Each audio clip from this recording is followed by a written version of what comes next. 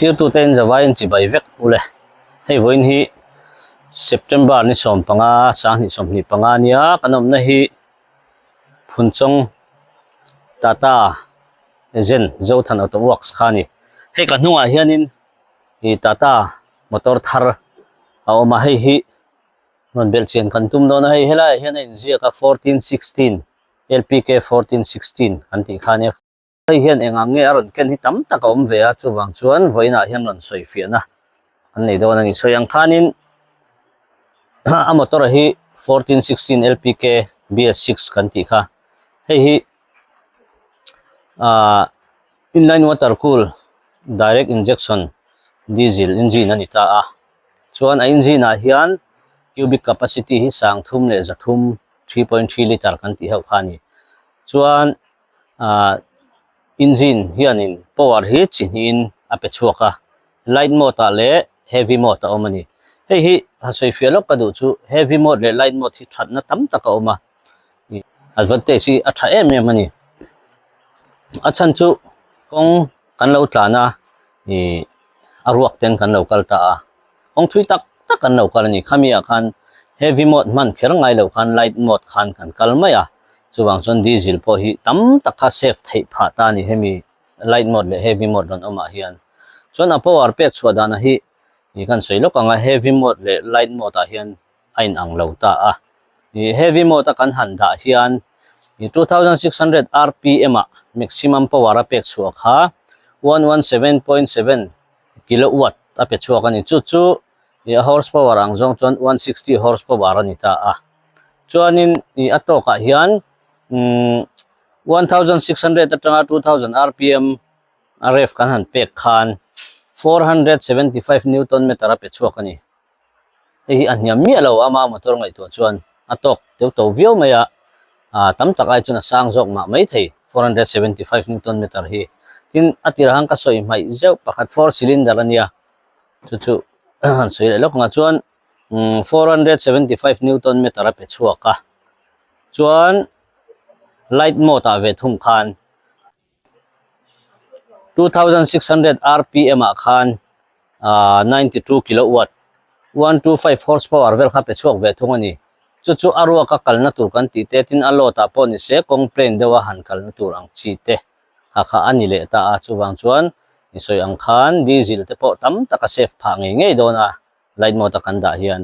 chuta chuan 2600 rpm a khan 125 horsepower a pe chuaka 92 kilowatt a pe chuak ani chu chuan atoka po hian 1100 atanga 2000 rpm chu 1100 ani chuan ni rf kha pek na sat tu khangai lo 1100 atanga 2000 rpm a khan ni 400 newton meter a pe chuak le a chu po chu a motor a phur tur ngai to chuan aniam mi alo maya ni beisei asang view ni hemi motor a hian chuan a gearbox hi kan enanga gearbox a hian GB55 kan ti 550 ho kharon manga hei hi ratio po hi asang ang reng khop maya a gear hi number 1 a hian in 8.98 ratio de kharon ni ta a omzia chu ratio chu kan soi tam to a kan thiam turangai la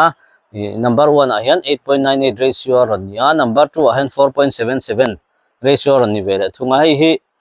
age pa hi thui ang reng khop maya amai ro chu number 1 na chuan zo lo na tur chu anei don lo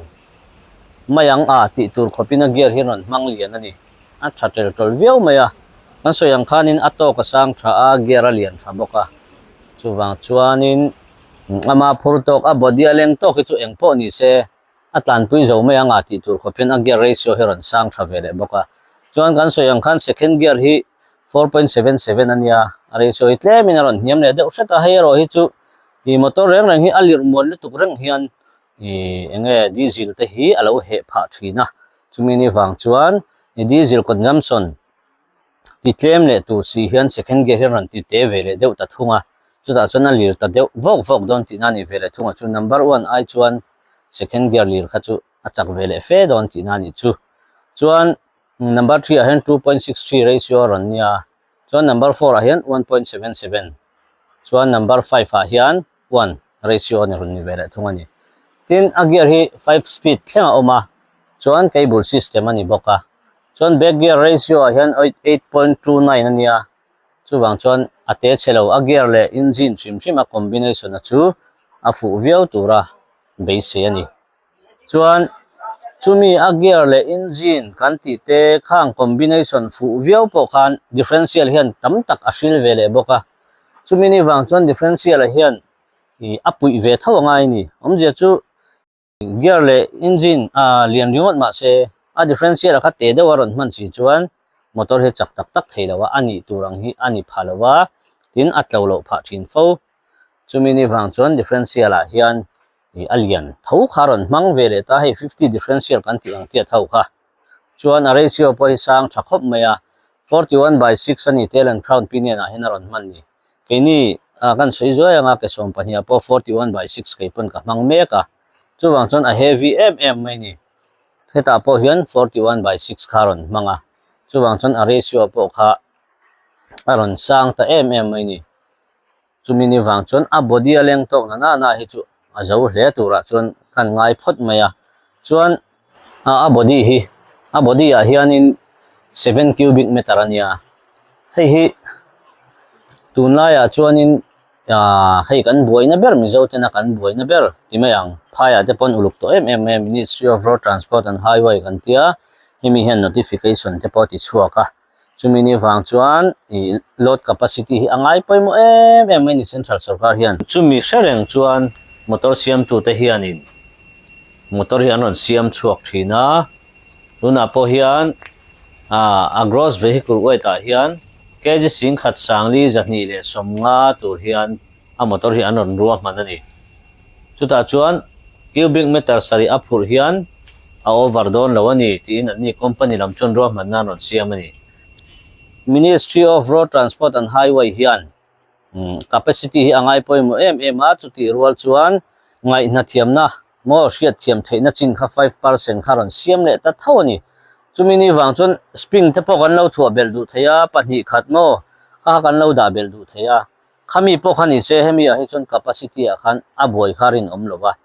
le min lo pel do po ni se a phal ang chin kha lo pel do po ni se inge 5% tolerance asiam miawa wangin wai bicha chuan a capacity ang ngo hi tuna hen lot ta ila a boi lo tura pangai atayara hianin 920 16 ply rating kharon manga hei hi motor ke hi alian kher hi enge ngai na te po kan ti mai thaya ma se motor ke lian hi phura zobi ka tin ake hek lo bi ka kong in el ilo vela po khan athabik mai ni chumi ni wang chuan he atayara po hen 920 aron mang thapa hei hi ama body ne na han ngai tu chuan ama mo tok vel viawani tekinan tuna hian 825 ron mang ta se cubic meter sari ani a chulai chuan a body khat kan lo phur hian heta 825 alo man le si chuan ake kha hek pha anga mo khamia khan aphur kha du thu samin a zo lo ve theini chumi ni wang chuan 920 kharon mang thap bokta a heta hian a thakhop maya chuan amai le sa hian i 6 to 7 km per liter aron pe ni hei hi company hianin aron tiang hi phai hisap hi ni deuh hlek thina amai ro chu tuna po hianin phai hisap kan han ti rual hian ni Mizoram po engom chen khachu athat phang nge don 6 to 7 km per liter hi motor hetiang intermediate china hina wang view mai thei chuwang chuan diesel helo tura anon duan chu ani ta phot maya tin kan soyang khan light mode le heavy mode tek po kharon omta chumi ni wang chuan diesel consumption thua hian athat view kha abe se ombok ta ni battery hi kan en lok ang hai battery hi 12 volt ania battery a hen 12 volt aron manga 100 ah chania chuan alternator hian in 120 ampere kha pe chuak boka e po hi kabe se ai chuna te de usatem ka te battery hi chu amara chu nakina ni converter te pon han wanga mo ani tu ten kha chu aboi lo tura chon ngai ta ila tin hei helaya hianin thil pakhat tha deuh mai front end tipping hi aron ni vele boka hi nge a thatna kan ti chone heti han en mai po hena thatna chu lang tareng maya ate hawa hi chon hemi alaya hianin hydraulic hi om thina amara chu hei tuna chuan front end tipping an ti hei hi a chak po chak bi kani mun rem lo deuh le kong chho ang chi ate khanga khanin a body ina a phur up zo lo ang chi te poka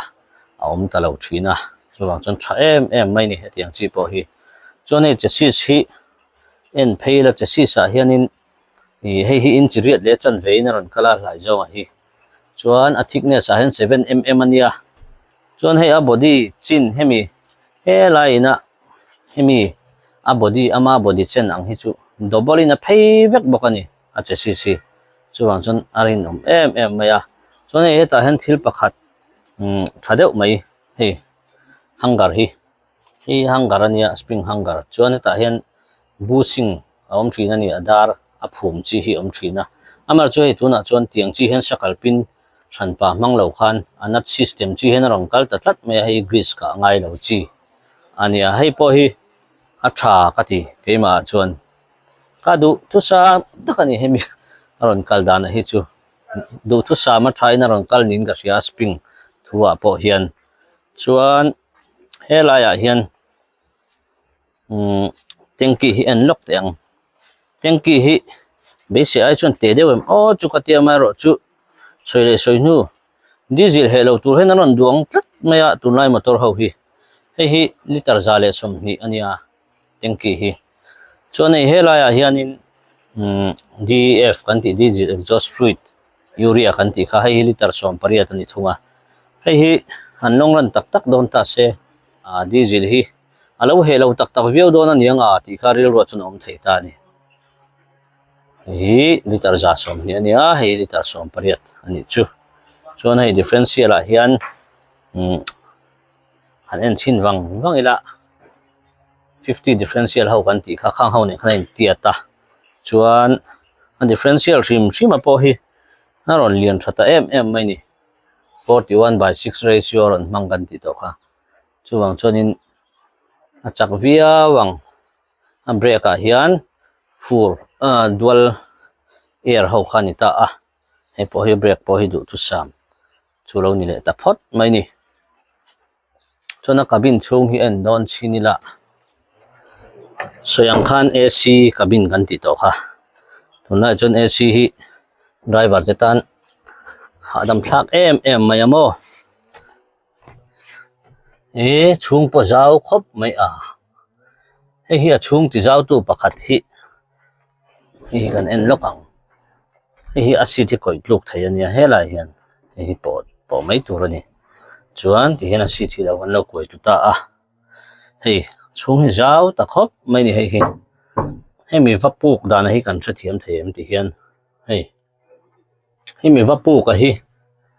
ready made kan nei lai khan siam chop hial kha ka cha kan hemi pu ka hi mo ma se hei tuna chon ron om ta thap maya heta hian a seat hi han siam don ta se kan hisap chin lokanga hilai rula hian seat om doi ta se la hei pani chu du thalin kan mu thei don ti na ni chu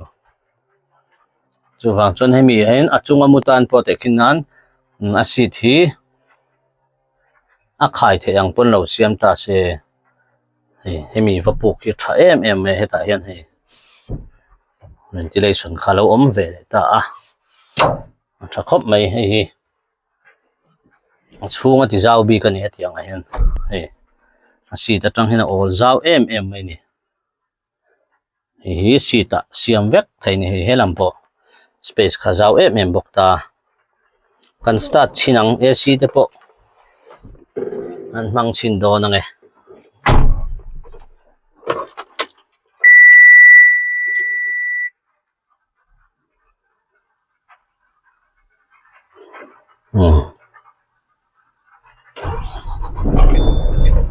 nung ta lar mai khaya chung tang chon sound po a zoi li do kan tre lei thei don lei ne mole helai a hian ka soyang khan heavy mode le light mode kan ti kha heta hian hi light mode ania heta kan me heavy mode ani heta hian chho kan han tlana light mode ding kan lo tlan ta a light mode ding kan tlan chawa alo zo zeu anga khan heavy hi kan met zeu ta ni chuan ta chon diesel a ma lo shek be ti me ngo diesel i hek lo tura alo control kha heavy mode a hen aron kal na ta deuh sota ma se an zo che ta mo ti a khan light mode a kan da le mai thei ta ni akha diesel khatam takina safe do na tin ba ka chu mai chu ni lo hela hen thil tha deuh mai pakhata om boka hei he ta hian e commode thil om le zel ta ni chuan AC kan onang hei AC kan ona hei e commode ti hian AC kan no ai du a e commode khan khati ka han ti khan diesel kha a hek lu tuk tur kha veng ta ni tam taka chon AC han on hian ni e commode om lo chon diesel te a he pha thin ta a chu ti khan khati khati AC kan on ringot kha chuanin diesel kha ina don ani chu chu bang chon e commode a han da ta a AC mang tho si khan nuam zok khan kanom thei don ta lo ni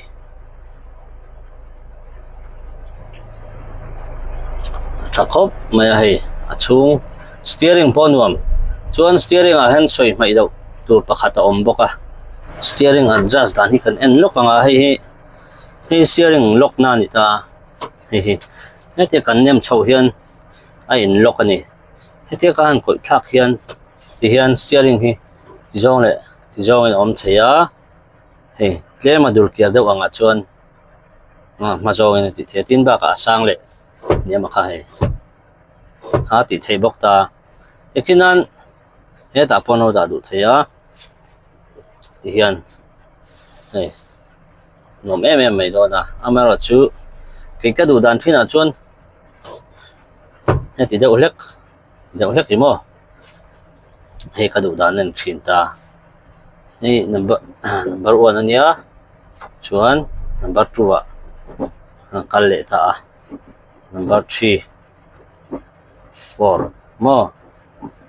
5 in back gear hi heta keima ni lama ang koi vakang hei heti om hi heti kan koi ringot thila ni lawa heta kan koi anga in back gear alut ta che ta ni akhania thakop mai hela hianin hei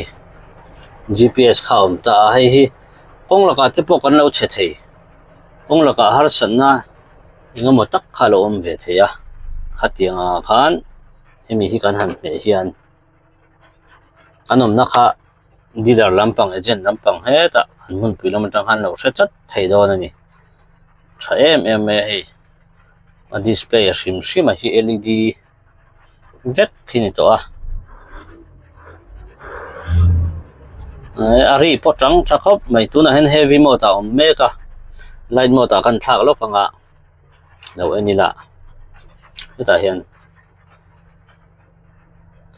ei ti hian hei heavy mode om ta ni chuan light mode kanan metanga ko light mode ai lo in son le ta chuan heavy a kon om le ta ni khatiang khan kan select dana zir khan diesel kha kan he in kan he lo thei do na tha em mai ni kan soi tong khanin kan tlan dana zirin kong chawa lo zeu anga po khan light mode ni atanga heavy kan me zeu khan akha a zo lo kha zo le mai do na ni helai hian he interior light alo oma kin he chung te po hi chei ol sam ani heng hi nge tu line or si chung han lining ang chi mo hang vela po khan lu thu samin ati thei don boka nei hela hian thil han da po atlalo tlamai lo tur hian hela hi inong khop vele boka so nei hela hi motor lian khal thang motor chin chang hria chung kan hreve ka maro chu hrelo te po om ve thei ania hei hi handbrake ani handbrake lever ania hei hi gira kan da lokanga tian chuan hei hi ti hian handbrake kha kan su ta ti khan handbrake kha khan lo koi le ta ni chuan hei tuna chuan in steering hi car tape te kan fit dana zirin helaya me thei ang chi steering wheel hi a om vek to chang kang khop maya heni chu amol mang thei ang ber tura an ron ti ani tho ta ni amaro chu hei aya chang kang hemi me vek thei heta tanga car tape control vek thei kha khang te pokhan thak vek thei bokani o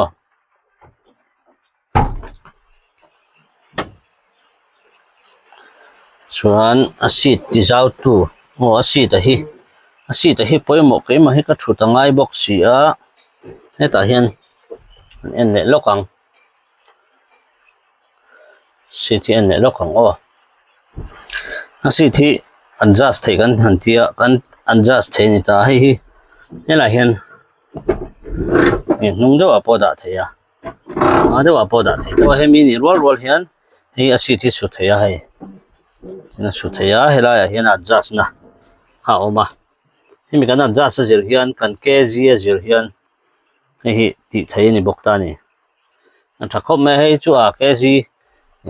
driver te asuna sadeu du chi le suna sadeu lo du chi te pokha om thei ni a chu wang chun hei chu a khaltu te nan du angin an adjust mai tura ngai te la khatiang te pokha ti thei ta vekani chuan hei hela hian PTO kan ti kha om boka a body up namo ang chi te khani ta a chuan hela hian car tape te pokhan lo fit du theya hela hian car tape kha ada thei boka chuan heta hian phone charge na te pokha om boka heta hian charger dang emo light emo mo kan han fit du pokhan hi om bok ta 12 volt ania ta hian charger fit na khala om vele ta ni khai thadon khop mai hete kan han en hian seat am nan chu kan tha thiam mai em hela hian adjust thei kan ti to kha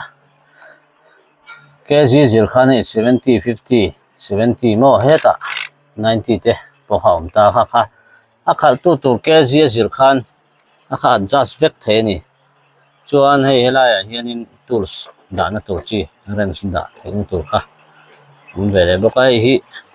tata hena ron ti thina thena chana panga te hena om thina se hei a thakop mai china ka soi kha a chunga tangina tilian tu ka ti kha hei hi ni hei mi ponga hi in churuk don ni aran pong chuak ta hi me tang phei chuanin an chu tela in churuk don ni na pong chuaka chuwang chuna seat chunga ha a zau pha em mai ni hi ringot po hi driver te tan seat han sak dona handyman te na thut na nuam tur khamo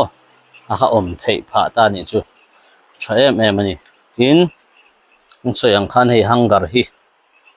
arin om tel via ni acha khop mai acha po hi ni grease ka ngai lo driver ta chun ha dam thak don khop maya cross bearing ai ro chun ka chu ngai ve don ni so hi ni ta a chuan hei stop light ang chi te LED kalboka body po hi chuat po cha thavia wani ngau hi 4mm ti hau khania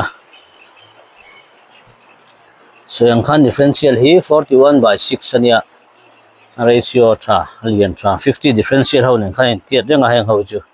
chuwang chana ma phur cubic meter sari phur tur na hi chuanin that via orin omani tin so yang khan hei nela hian cable hi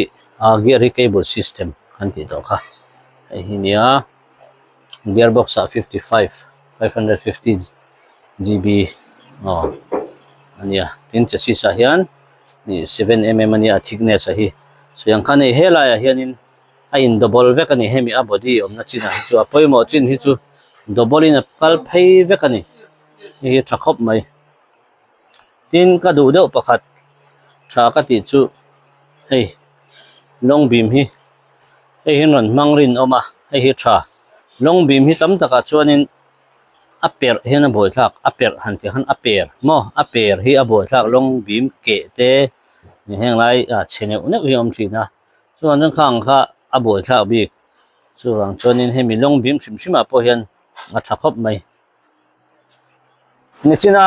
cluster kan ena khan signal tam taka umta chuta chuanin hei heta hian inziak a hi feed h a hi hi lo tha khawp mai GPS a ron chhawm a hi chu helaiah hianin tun BS4 chin hawanga te khan scan ngai hi motor hi tam taka thina chumi scan ngai ang chi chu hemi feed h a ron chhawm to china hi chuanin a motor nei tu te pon ol sam deuh khanin lo check ve thei to don ani achan chu info na insign inanga oil lo tlem deuh ani emo in motora problem engemaw lo om ta se hetaya a cluster aron lan si kha chuan kha driver ina a hriat lo khan in lama tang i lo chin fel pui thei to don ani chuwang chuan diesel om zat te atlan dan speed te khang zong a kha phone a aron lang to dona khawang khan a motor nei tu tan chuna tha em ani amaro chu ti thailo tam tak te po om ve thawanga agent pan nga yang chi te po kha ama se helaya hianin harsat na atam zo ka kha chu kan lo thei te don ani oil a claim deu ani emo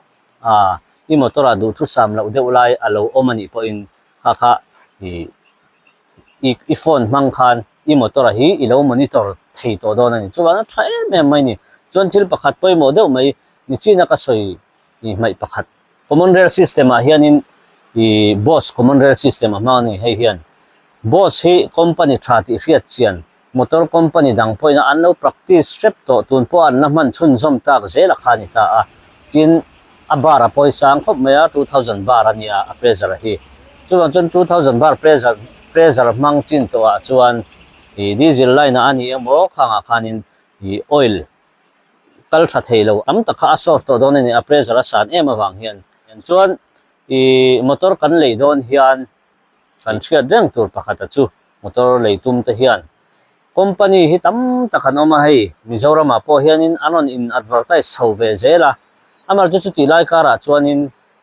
a tha ber zonga be dong ten a thangai an pan le thinan tiang deuh hian tata hi chu tata nge ani na hi lo lang le thin hen ka sia a tun thleng po hen kong sira te po hei motor chhia te kan hutam khanga khan tata ding rei ngor te hi wang viau ani chuwang chuanin motor kan thang don ani po in ni after sales a parts lampanga ol samem nakina kum som nuwa ka motor hi tiral le don ta ila eng angin nge a value hi min an chu tang ti lai te po hi ngai to chen hi ngai ve thina chuwang chuan he motor hi ron ber chiang ve chin te u in du thu sam a zong motor pakhat hian nin pe theilo ti chu kan hria ama ero chu ama 4 cubic meter sari phur tur na chuan a tluka thlan om chu awang view mai thei ti ha kan sei ve le du zok ani tin motor kan lei donin a motor specification keima anin kan man na tur azirin kan thlang tur ani a helaya hen meter som phur tlat kan tum chuan kan du thu sam ang zong hi min pe thei don chong lo a khol pon na dai don lo chumini wang chuan kan ma mo ang phur thei tur a hi an than thiam angai ni o